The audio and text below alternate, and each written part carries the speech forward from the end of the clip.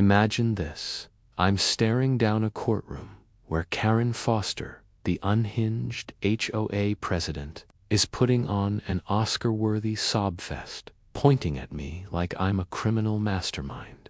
That mailbox destroyed my life, she wails to the judge. All this drama over what? Me moving my ranch mailbox 3 measly feet to help our elderly mail carrier. This woman called 911 7 times in 1 week, filmed me at 3 a.m. like a low-budget spy, hired fake surveyors in Home Depot vests, and slapped a glaring red violator sticker on my cherished stone mailbox. She even filed a $50,000 lawsuit, ranting about how I was ruining the neighborhood. But her obsession with those 3 feet was about to unravel a jaw-dropping conspiracy involving fake property lines, millions of dollars, and 17 neighborhoods. Comment, Karen, if you're watching this right now. Let's rewind 6 weeks to see how this madness unfolded. It was a crisp Tuesday morning when I decided to shift my mailbox, a 200-pound stone beauty my dad built 20 years ago, etched with our ranch's brand, fitted with a gleaming brass slot, and crowned with a copper roof weathered to a perfect patina. It was his last project before cancer took him, and it meant the world to me. Our mail carrier, sweet as she is, was struggling to reach it from her truck, nearly toppling out to deliver packages. Moving it 3 feet closer to the road seemed like basic human decency. I'd barely secured the chain to start the job when, which city in the United States are you watching from? Drop a comment and share with us if you've had any confrontation with an HOA. Will narrate your story on our channel. Around the base, when I heard the screech of brakes behind me, Karen Foster, our HOA president and self-appointed guardian of all things property, burst out of her white SUV like it was on fire. "Stop right there," she shrieked, her face already turning that particular shade of red I'd come to associate with impending drama. "That's HOA property. You can't move that without board approval." I straightened up slowly, wiping sweat from my forehead. "Karen, it's just 3 feet, and it's still on my property." Her eyes narrowed as she speed-dialed on her phone. "We'll see what the police have to say about this destruction of community property." Within minutes, she was screaming into her phone. "I need officers here immediately. Someone is vandalizing community property." "Yes, it's an emergency," I couldn't help but mutter under my breath. 3 feet is just a distance, but Karen's about to turn it into a war officer. Ryan Parker showed up 15 minutes later, and the exhausted look on his face when he saw Karen told me everything. "The mailbox thing again, Karen," he sighed, not even bothering to rush out of his patrol car. This wasn't their first rodeo. Apparently Karen practically vibrated with indignation. "He's destroying community property. I want him arrested immediately." Ryan finally climbed out and walked over to where I stood next to my pickup truck. The mailbox had moved exactly 36 in. "Tom, what's going on here?" he asked, though his tone suggested he already knew this was ridiculous. I explained about the mail carrier, showed him my property survey on my phone, and pointed out that the mailbox was still 10 feet inside my property line. He nodded, took some notes, and turned back to Karen. "Ma'am, there's no crime here. It's his mailbox on his property."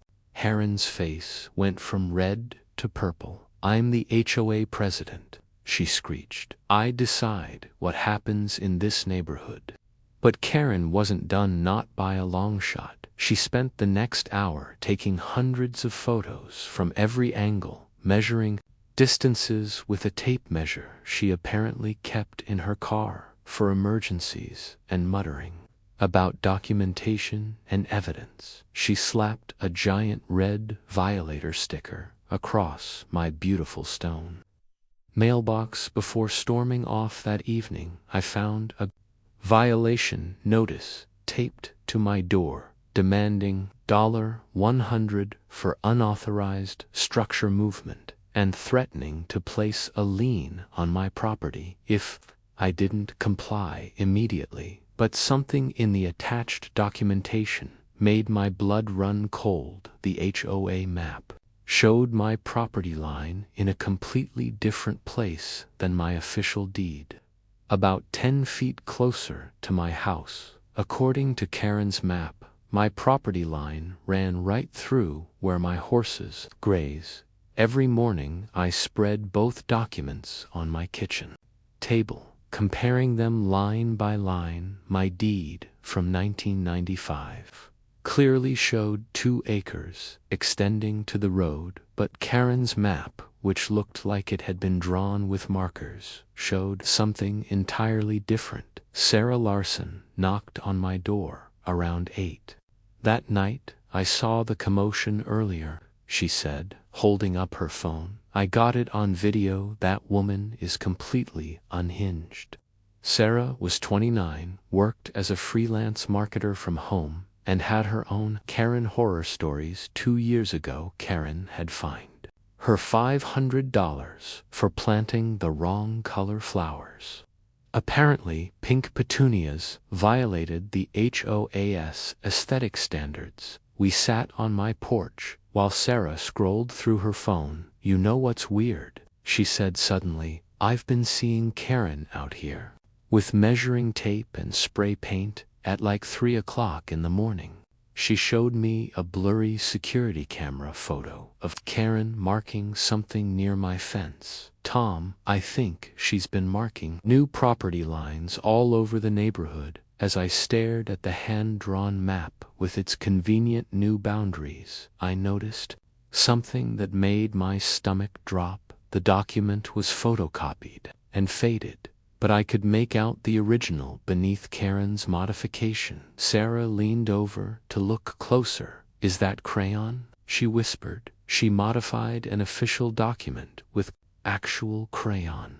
I photographed every page, knowing I'd need evidence later. That's when I noticed something even more disturbing. In the corner of one page, barely visible, was a logo for a real estate development company. Sarah, look at this, I said, pointing to the marking. Why would a developer's logo be on an HOA map? Sarah's eyes widened. Unless we both reached the same conclusion simultaneously. This wasn't just about a mailbox, or even about my property line.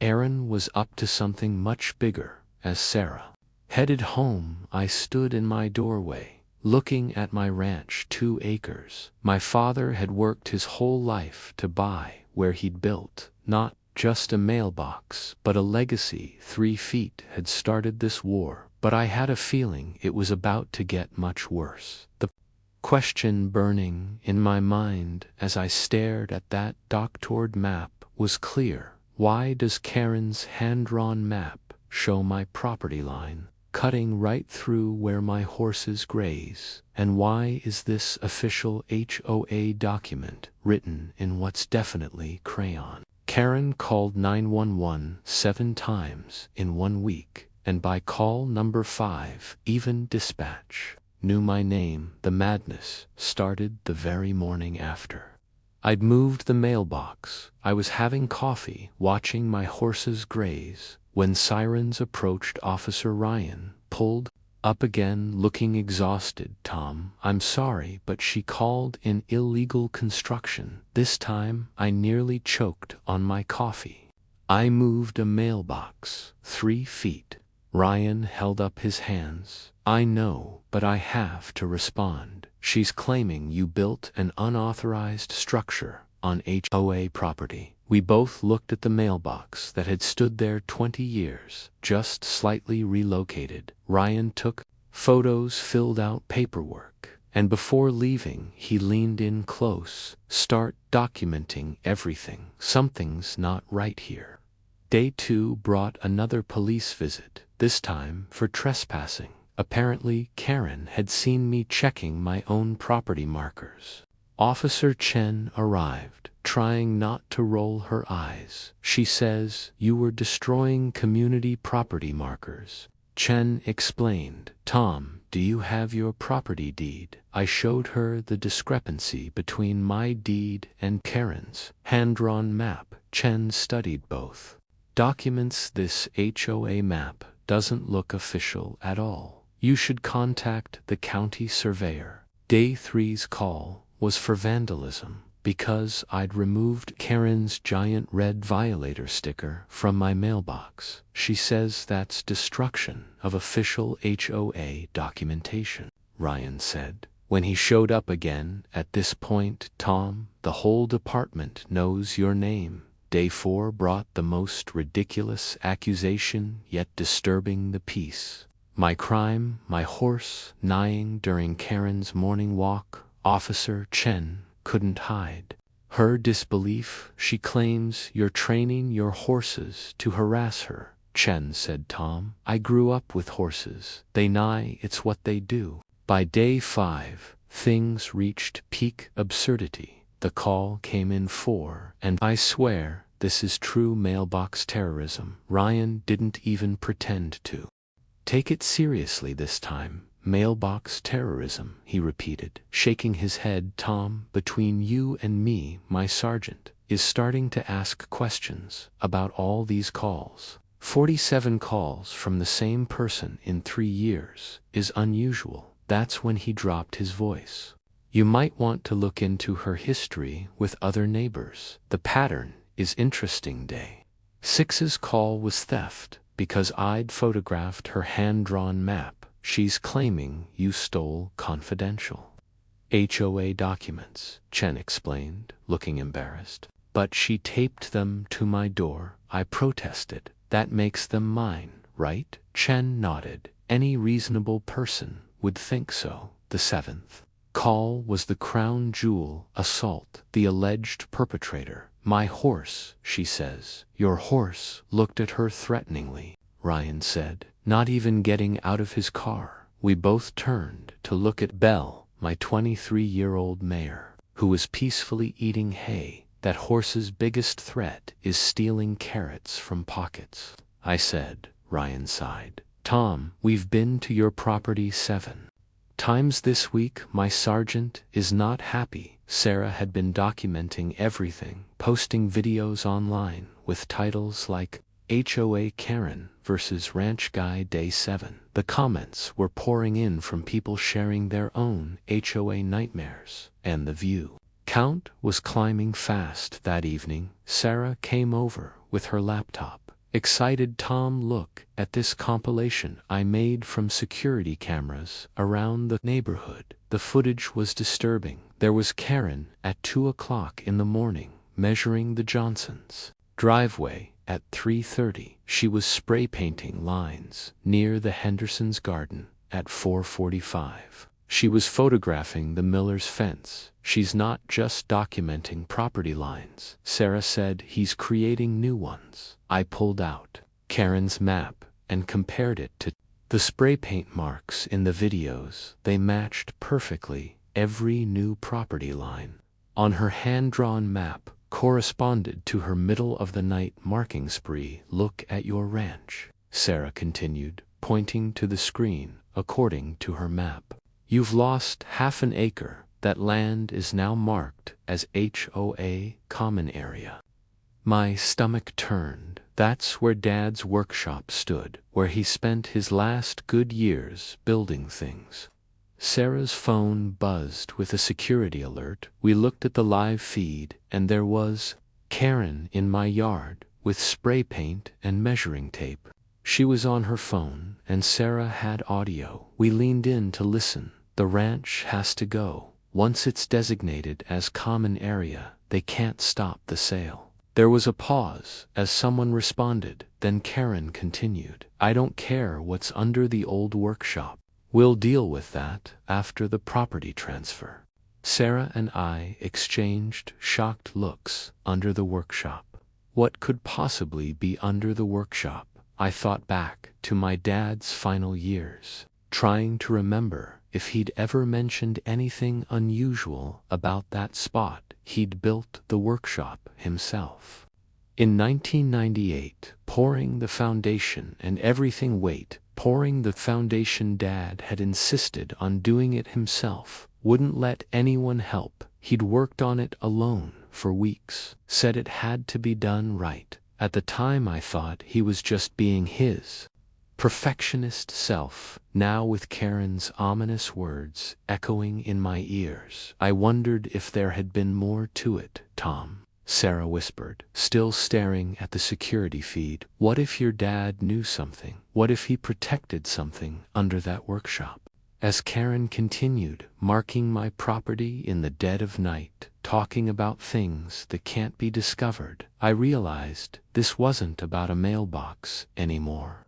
It never had been. Karen had been planning this for years, moving property lines inch by inch, house by house, building up to something bigger, and somehow my family's ranch was at the center of it all. The 7 police calls had been a distraction, a way to paint me as a troublemaker, while she executed a much larger plan as I watched her.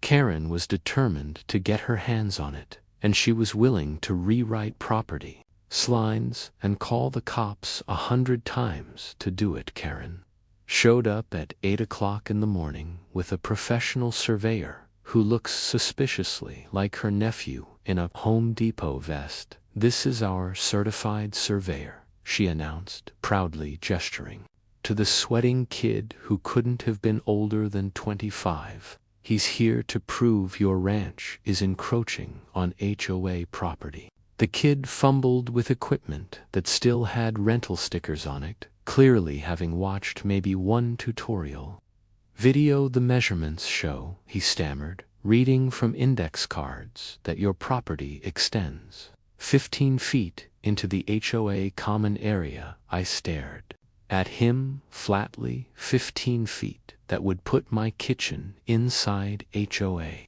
property. He started sweating more profusely. "The magnetic fields in this area affect measurements," he mumbled. "Magnetic fields," I repeated, "in Texas, affecting property lines. Established in 1995. Karen jumped in shrilly. "His findings are legally binding." I pulled out my phone and did a quick search. "There's no professional surveyor by his name licensed in Texas," I said, showing them the screen. The kid practically ran to Karen's car, and they peeled out like they were fleeing a crime scene. But Karen's campaign didn't stop there. The police calls continued with increasing desperation.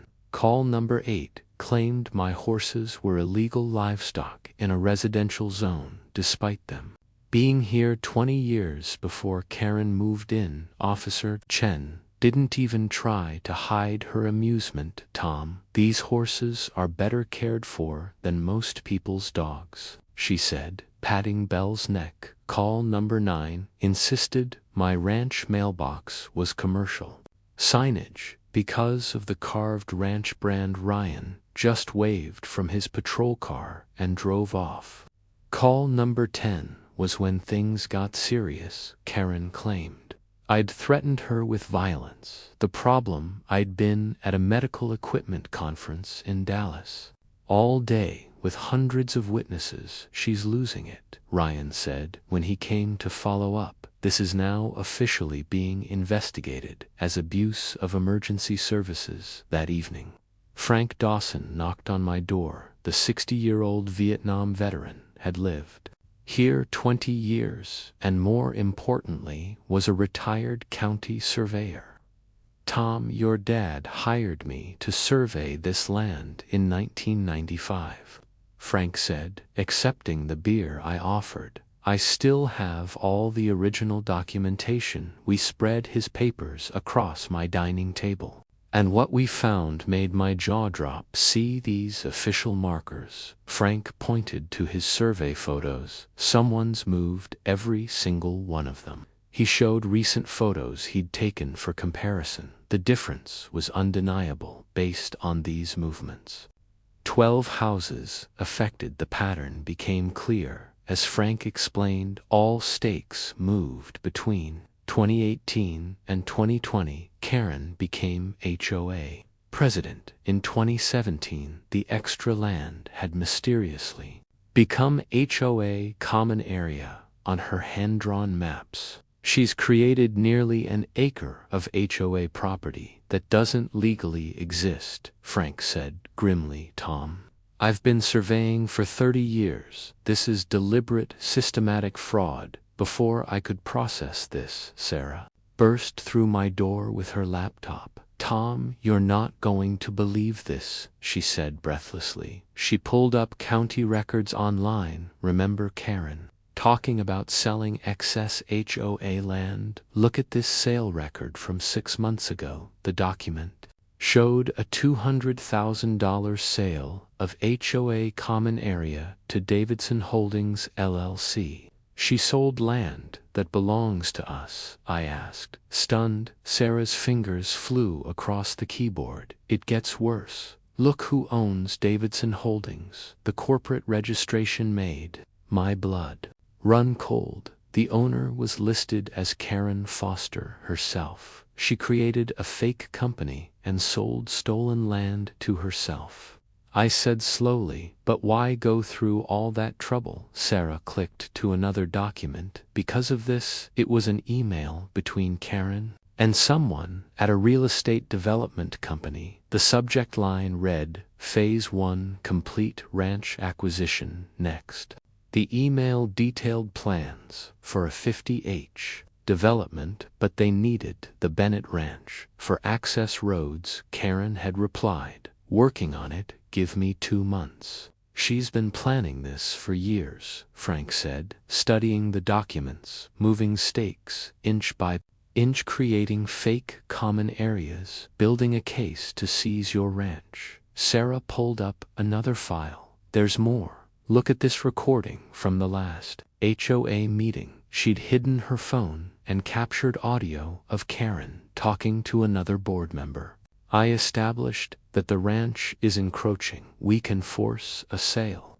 The old man was smart to put that workshop where he did, but Tom doesn't know what's under there. We need to move fast before he figures it out. I felt a chill run down my spine. Dad had built that workshop in 1998, insisting on doing the foundation work alone. He'd spent weeks on it, working at odd hours, telling everyone he wanted it done right. Now Karen's desperate attempts to seize my land were starting to make sense. Your father was a smart man, Frank said quietly. He must have known something. I thought back to Dad's final months, how he'd made me promise to never sell the ranch, never let anyone dig near the workshop. I thought it was just sentiment, but now Sarah's security alert went off again. This time it showed Karen with 3 other people, all wearing HOA board member badges, marking lines around my property. They had official-looking clipboards and were taking detailed notes. They're building a case, Frank said, making it look legitimate, getting witnesses, but they'd made one crucial mistake they didn't know about. Frank's original survey from 1995. They didn't know we had proof of their fraud. As we watched them through the security feed measuring and documenting their fake boundaries, Sarah pulled up one more thing. Tom, I found this in an old newspaper archive. 1998, the year your dad built the workshop. The headline made everything click into place. County admits error, several Fairview Heights properties built on historic land. The article detailed how several homes had been unknowingly built on what was supposed to be protected historical territory. The county had quietly settled with homeowners, but one area remained in dispute: the land where Dad built his workshop. Your father didn't just build a workshop, Frank said slowly. He built it on the exact spot the county couldn't touch. He protected something they wanted. Sarah grabbed my arm. And Karen knows about it. That's why she needs your ranch so badly. As I watched Karen and her conspirators marking fake property lines around my home, preparing to steal what my father had protected, I made a decision. This war was about more than 3 feet in a mailbox. It was about stopping Karen before she could uncover whatever my father had died protecting. The recording Sarah had found echoed in my mind. Tom doesn't know what's under there, but I was about to find out. Karen brought the whole neighborhood to my yard, but she had no idea I had just found the email that shocked the entire community. It was Saturday morning when I heard the commotion outside. Looking through my window, I saw Karen leading a group of about 20 neighbors across my lawn, like some kind of angry mob. She had a megaphone, an actual megaphone, and was using it to narrate her march toward my front door. This is what happens when we let outsiders destroy our community values, she announced, her voice echoing across the ranch. I stepped onto my porch, coffee mug in hand, trying to project calm while my mind raced. Sarah appeared beside me, already recording on her phone. This should be good, she whispered. Karen stopped about 10 feet from my porch, her followers arranged behind her like backup dancers. Tom Bennett, she called through the megaphone, though we were close enough for normal conversation. You've violated 17 HOA regulations and shown complete disregard for this community. She started listing my supposed crimes: the move, mailbox, the horse that neighed too loudly, my trespassing on my own land to check property markers. The neighbors behind her looked uncomfortable, but no one spoke up. That's when Mrs. Chen timidly raised her hand. Karen, what exactly are we doing here? Karen whirled around so fast I thought she might fall. We're showing unity against someone who threatens our property values. But I could see doubt creeping into some faces. Mr. Johnson, who'd lost 10 feet of his yard to Karen's mysterious property line adjustments, was frowning. The Hendersons exchanged worried glances. This wasn't going the way Karen had planned. I have proof, Karen continued, pulling out a manila folder, that Tom Bennett is working with outside developers to destroy our neighborhood. She waved papers in the air dramatically. He's been in contact with companies that want to turn Fairview Heights into commercial property. That's when I decided to speak up. Karen, those papers you're waving around, are those the same emails you sent to Davidson Holdings LLC? Her face went white, then red, then purple, in rapid succession. How do you? That's private correspondence. Sarah stepped forward with her laptop. Actually, Karen, you made them public when you included them in your HOA newsletter last month. You just forgot to remove the email header. She turned the laptop screen toward the crowd. Want to see what our HOA president has been emailing to a real estate development company? The neighbors pressed closer as Sarah displayed the first email. Karen's own words filled the screen. Phase 1, nearly complete. Have successfully acquired 800 square FT through strategic boundary adjustments. Bennett Ranch remains primary obstacle. Recommend escalating pressure through multiple violations and legal action. The crowd gasped. Mrs. Henderson clutched her husband's arm. Karen, you've been stealing our land. But the second email was even worse. Development potential estimated at $5 million once full assemblage is complete. My finder fee of 10%. is non-negotiable. The Bennett property is crucial. Without it, the project fails. We'll initiate emergency measures if necessary. I watched the neighbors' faces transform from confusion to anger. These people had trusted Karen, had believed she was protecting their interests. Now they were learning she'd been plotting to sell them out. That's taken out of context, Karen stammered. Her megaphone forgotten. I was protecting you from predatory developers by becoming one yourself. Frank Dawson had arrived, pushing through the crowd with his folder of original surveys. Karen, should we discuss how you've moved every property stake on this street? The crowd turned to Frank as he spread his documents on the hood of someone's car. 1995. Here's where your property lines were 2020. Here's where they are now. Notice how everyone lost 5 to 10 feet, and it all became HOA, common area. Mr. Johnson's face was getting redder by the second. You told me my fence was encroaching. You made me pay to move it and my garden, Mrs. Rodriguez added. You said it violated setback rules.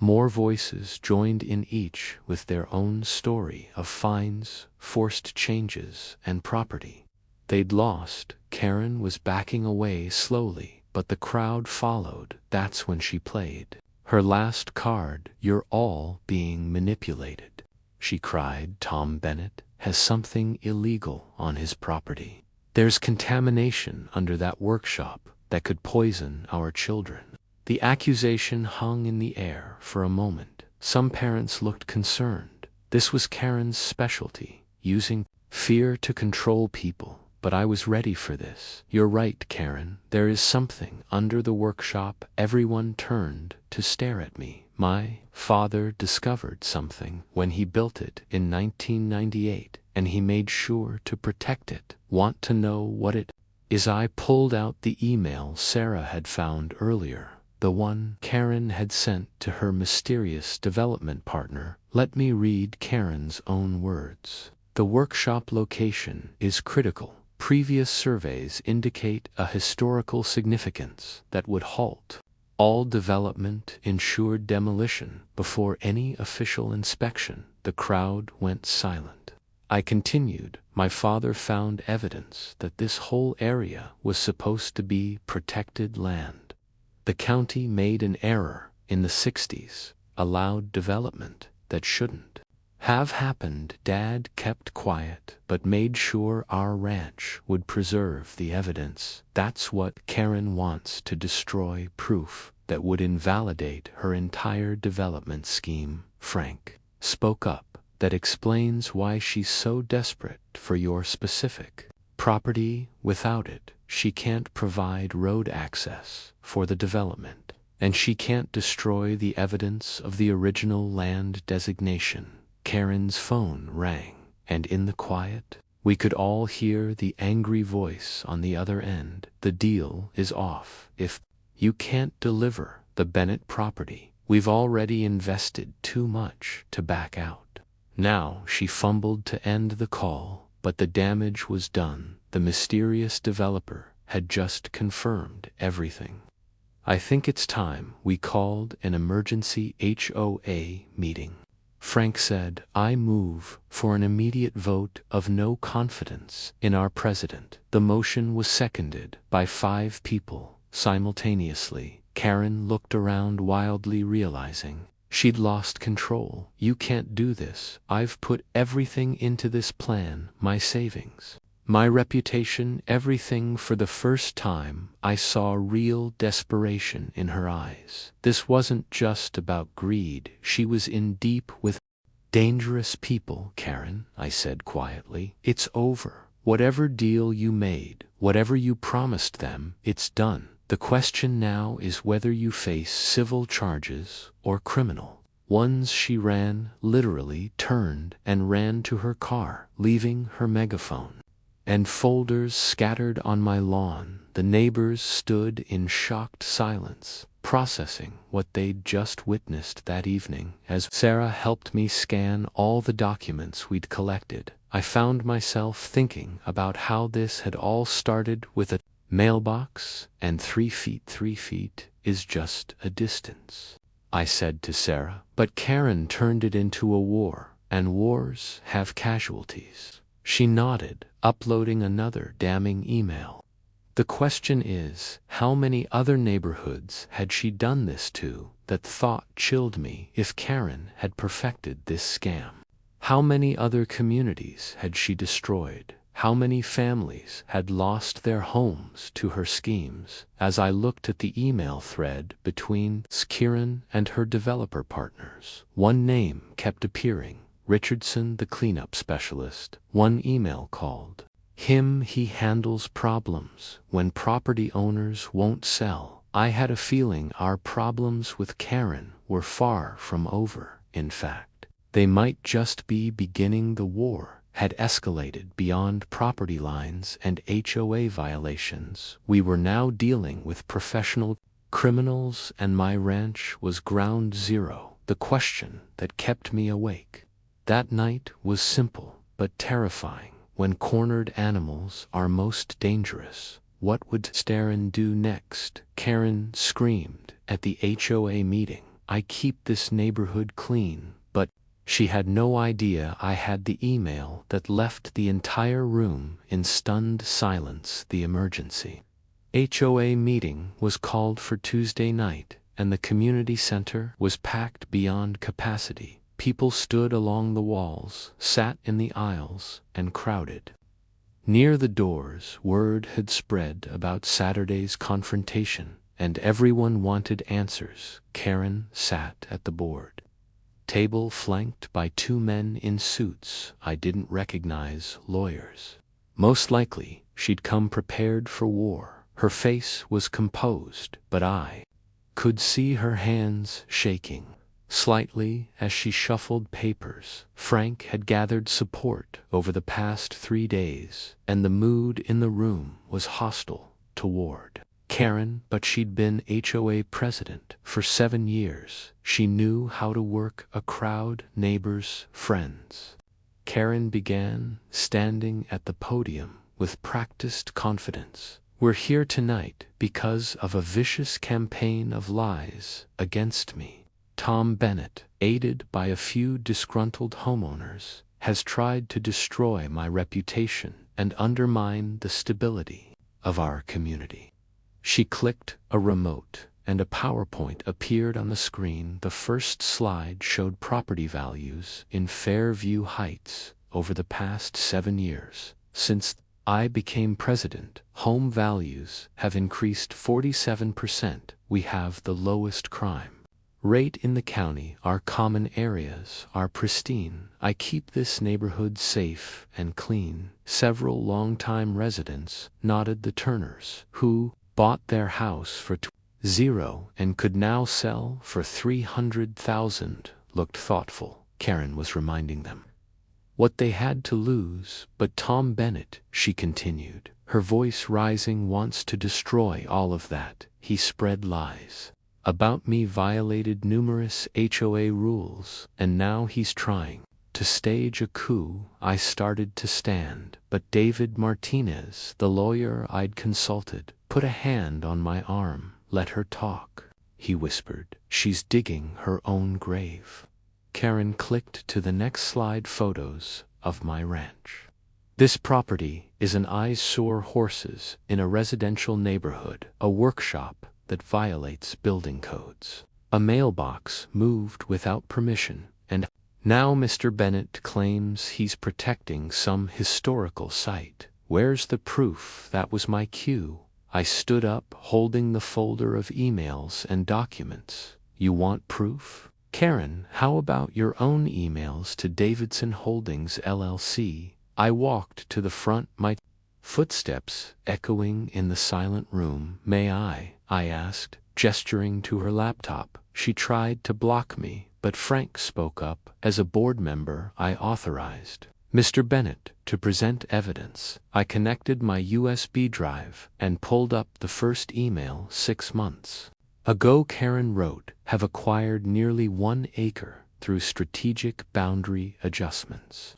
Phase 2 requires the Bennett Ranch, estimated project value $5 million. The room erupted. People shouted questions, demanded explanations. Karen grabbed the microphone.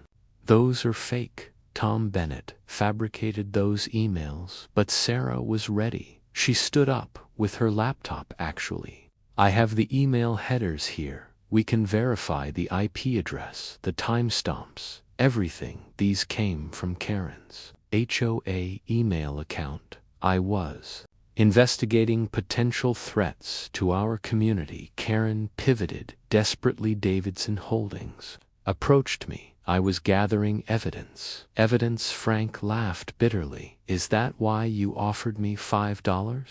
Zero last month to support your boundary adjustments.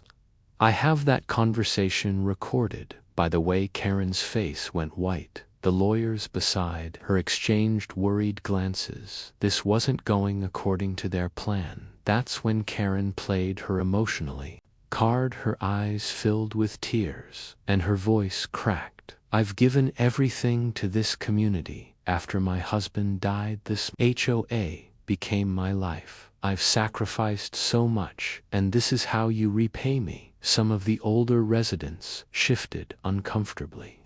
Mrs. Patterson, who'd known Karen's husband, looked sympathetic. Karen sensed the mood shifting and pressed on. Tom Bennett is a newcomer who doesn't understand our community values. He's turned neighbor against neighbor. Is that what we want? But I had one more card to play. Karen, should we discuss the Native American artifacts under my workshop? The room went silent. Karen's tears dried up instantly. What artifacts? You're making that up. I pulled out the archaeological survey my father had commissioned. 1998 professional archaeological assessment. Significant historical artifacts dating back 300 years. The whole area should have been protected, but someone at the county level buried the report. I turned to the crowd. My father knew he built that workshop to protect the site, and Karen knows too. That's why she's desperate to demolish it before anyone can do an official survey. Lies, Karen shrieked. I demand proof. The proof, I said calmly, is in your own emails. Quote, workshop demolition. Critical historical designation would halt entire project. You knew, Karen. You've known all along. The crowd was turning angry now. People who'd lost property to her adjustments were connecting the dots. She hadn't just stolen land, she was planning to destroy historical artifacts for profit. I've done nothing wrong. Karen insisted. Everything I've done has been legal and in the best interests of legal. Officer Ryan walked in, still in uniform. Mrs. Foster, we need to discuss your recent activities. This isn't an arrest, but you should know you're under investigation for fraud, filing false reports, and conspiracy. The room exploded. Board members called for order. Karen's lawyers whispered urgently in her ears. She stood up, pointing at me with a shaking finger. This isn't over, Bennett. You think you've won. I have resources you can't imagine. I'll bury you in lawsuits.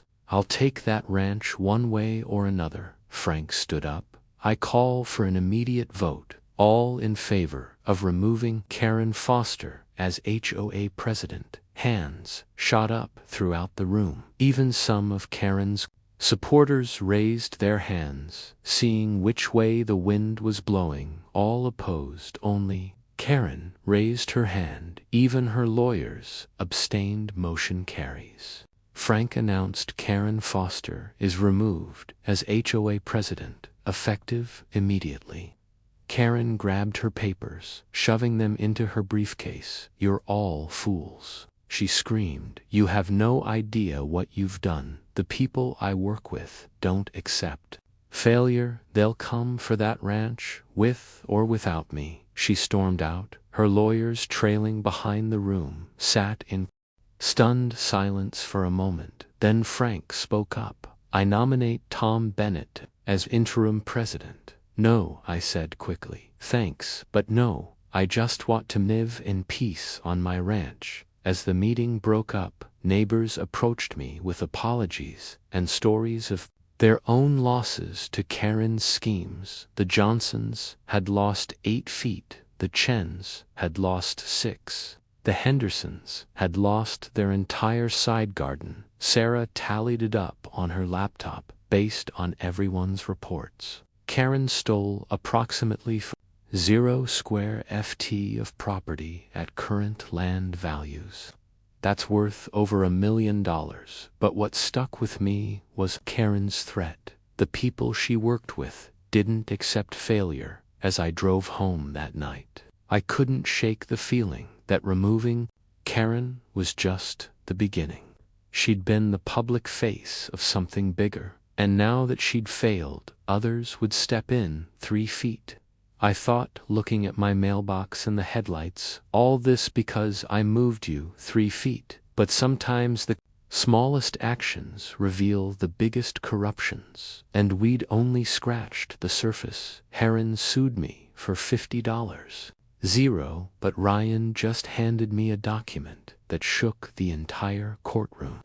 The lawsuit papers arrived on a Thursday morning, hand-delivered by a nervous process server who practically ran back to his car after I signed Bennett v. Foster, $50,000 for defamation, emotional distress, and malicious interference with business relations. I actually laughed as I read through her claims. According to Karen Burney, I had orchestrated a campaign of harassment that had destroyed her reputation and caused severe emotional trauma. She was representing herself now, apparently.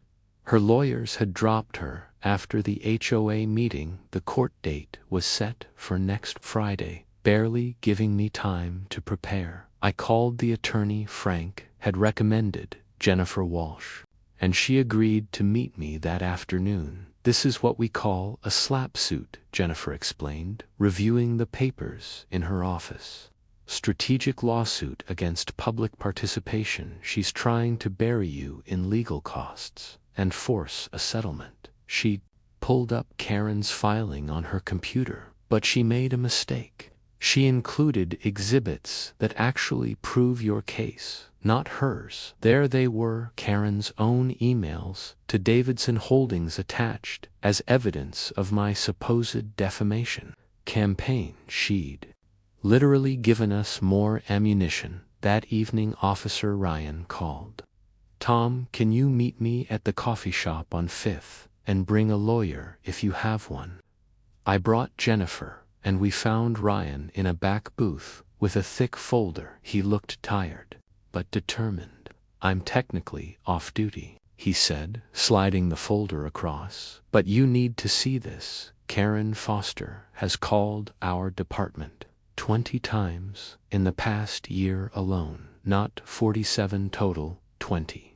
Just about you." Jennifer started flipping through the reports while Ryan explained every call was about your property. She started with noise complaints, then escalated to trespassing, vandalism, even bioterrorism, when your horse manure pile was visible from the road. He pulled out a specific report. "But this one's interesting. 3 months ago," she called, claiming she saw you burying hazardous materials near the workshop. She demanded we get a warrant to excavate. I felt my blood run cold. 3 months ago, that's when I was spreading Dad's ashes near his workshop. Ryan nodded grimly. "She was watching you grieve and trying to use it against you. But here's what's really interesting. She called from inside your property. The GPS coordinates put her 50 feet from your workshop at 2 o'clock in the morning." Jennifer looked up sharply. She was Trespassing during a family memorial gets worse, Ryan continued. She filed a follow-up report with photos, Tom. She photographed you spreading your father's ashes and claimed it was illegal dumping the rage I felt was indescribable. This woman had violated the most private moment of my grief and tried to weaponize it. There's more, Ryan said quietly. After you exposed her at the HOA meeting, she made 5 more calls. The last one was yesterday. She claimed you were operating a terrorist training camp. Jennifer and I both stared at him. Our horses were being trained for attacks. The workshop was a weapons depot, and you were recruiting neighbors for anti-government activities. Ryan shook his head. My sergeant almost arrested her for false reporting. Jennifer was taking rapid notes. This establishes a pattern of harassment. We can countersue, but I was focused on something else. Ryan, you said she's been inside my property multiple times. Do you have all the GPS data? He nodded and pulled out a map with multiple points marked based on cell tower triangulation. She's been on your property at least 15 times, always between midnight and 4 a.m. The pattern was clear. All the intrusions centered around the workshop, whatever was under there. Karen was desperate to find it. The next morning, I decided to contact the county surveyor's office. If Karen had been falsifying property lines, there had to be official records. The clerk, an older woman named Martha, recognized my name immediately. Bennett Ranch. Oh honey, I've been wondering when you'd come in. We've had some interesting requests about your property lately. She pulled out a thick file. 3 months ago, someone requested all historical surveys of your area. Then they tried to file amended property lines, but the documents were obviously forged. We rejected them, but they kept trying. She showed me the rejected filings. Karen's handwriting was all over them, trying to redraw boundaries that had been established for decades. But then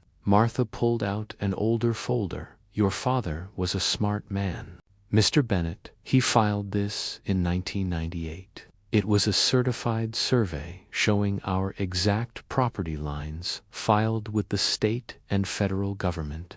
He paid extra for satellite verification and federal registration. These boundaries can't be changed without congressional approval. I stared at the document. Dad had made our property lines essentially unchangeable. There's one more thing, Marta said, lowering her voice. Last week, someone tried to access these files using fake credentials. Security caught them, but they ran. It was a woman, 50s, blonde hair. Karen was getting desperate that afternoon. Jennifer called with shocking news. Palm, I've been researching Karen's lawsuit claims, and I found something. She's not just suing you, she's filed liens against your property, claiming you owe HOA fines totaling $300. That's impossible. The HOA board dismissed all her fake fines. She filed them before the board meeting, backdated to make them look legitimate. Tom, she's trying to force a foreclosure. The pieces clicked into place. The lawsuit was a distraction. While I was focused on defending against her defamation claims, she was trying to steal my property through fraudulent liens. I called Frank immediately. We need an emergency board meeting tonight by 7 p.m. The community center was packed again. When I explained what Karen had done, the room erupted in anger. She'd filed liens against 6 other properties to all homes that bordered the proposed development area. This is organized crime. Someone shouted, she's trying to steal our homes. Frank stood up as interim HOA president. I move to officially denounce all liens filed by Karen Foster and provide legal documentation that she had no authority to file them.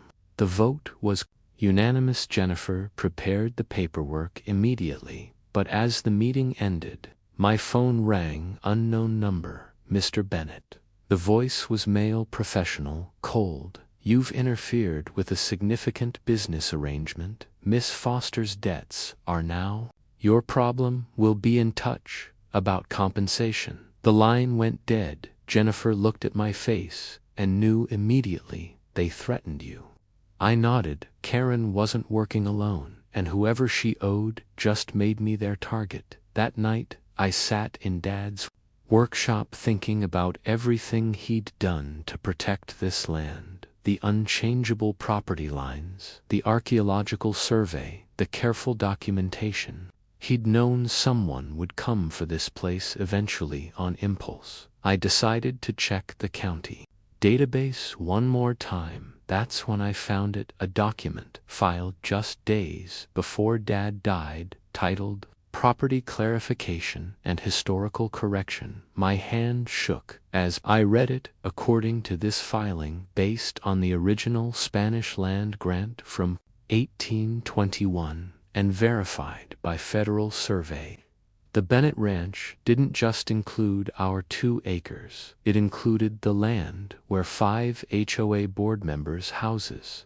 now stood, including the lot where Karen Foster lived. Dad had discovered that Karen's house was built on our property, but he'd never pursued it. Now I understood why she was so desperate. She didn't just want my land. She was trying to destroy evidence that she'd been squatting on Bennett property for 20 years. The war Karen started over 3 feet just revealed that she owed us rent for 2 decades. The irony was perfect. She'd sued me for $50. Zero, but according to these documents, she owed us closer to $500,000 in back rent. Tomorrow's court date was going to be very interesting. Karen turned pale when I revealed the original map, and the whole neighborhood found out. She not only altered it but nearly sold off all of Fairview Heights. The courtroom was packed beyond capacity, with neighbors filling every seat and lining the walls. Karen sat at the plaintiff's table, her confident mask cracking as she watched me enter with Jennifer, Walsh, Frank, Dawson, and boxes of evidence. She had started this war over 3 feet of mailbox movement, and now the entire neighborhood was here to witness her downfall. Judge Harrison called the court to order, clearly annoyed by the crowd. Miss Foster, you are seeking $50. Zero in damages. Present your case. Karen stood up, her voice trembling. Your Honor, Tom Bennett has destroyed my life with his malicious lies. All I did was enforce HOA rules. When he moved that mailbox without permission, she pointed at me dramatically. That 3-foot, unauthorized movement started a campaign to destroy everything I have worked for. Judge Harrison raised an eyebrow. A mailbox destroyed your life. Karen's face flushed red. It was community property. I am the HOA president. I decide what happens in our neighborhood. Jennifer stood smoothly. Your Honor, we would like to present evidence that Miss Foster has been systematically falsifying property documents for the entire Fairview Heights neighborhood. I pulled out the original neighborhood map from the county surveyor's office. This is the certified survey from 1995. Now let me show you what Karen Foster has done. I laid her hand-drawn maps beside the original. The gasps from the gallery were audible. She has moved every property line, every mailbox location on her maps. She has shifted boundaries to create violations where none exist. The courtroom erupted as neighbors recognized their properties. Our mailbox. Mrs. Henderson cried. She fined us $300. Mr. Johnson stood up angrily. She made me move mine twice. Order. Judge Harrison banged his gavel. Miss Foster explained these discrepancies. Karen's hands shook as she shuffled papers. those are minor administrative corrections. Frank stepped forward with his surveyor's license. Visible, Your Honor. These are not corrections. Miss Foster has stolen 5 to 10 feet from every property, creating nearly an acre of fake HOA common area. Furthermore, she has forged signatures of county officials on these documents. The judge examined the forgeries, his face darkening. Ms. Foster, this is criminal fraud. That was when I played our strongest card. Your Honor, Miss Foster's own emails reveal her true plan. Jennifer handed the judge a stack of printed emails she has been negotiating to sell all of Fairview Heights to Davidson Holdings LLC, a company she secretly owns. The stolen land was meant to provide access roads for a $5 million development deal. Lies. Karen shrieked, I am protecting our community, but the evidence was overwhelming. Email after email showed her discussing the scheme, planning to force homeowners out through false violations and escalating fines. The Bennett Ranch was crucial. Jennifer explained, without it, the development had no access. When Mr. Bennett moved his mailbox 3 feet, Miss Foster saw an opportunity to escalate her takeover plan. Officer Ryan entered with a thick folder. Your Honor, I have records of 47 false emergency calls from Ms. Foster, including reports of mailbox terrorism and claims that Mr. Bennett's horses were trained attack animals. The judge reviewed the call logs with disgust. Ms. Foster, you have weaponized emergency services for your fraudulent scheme.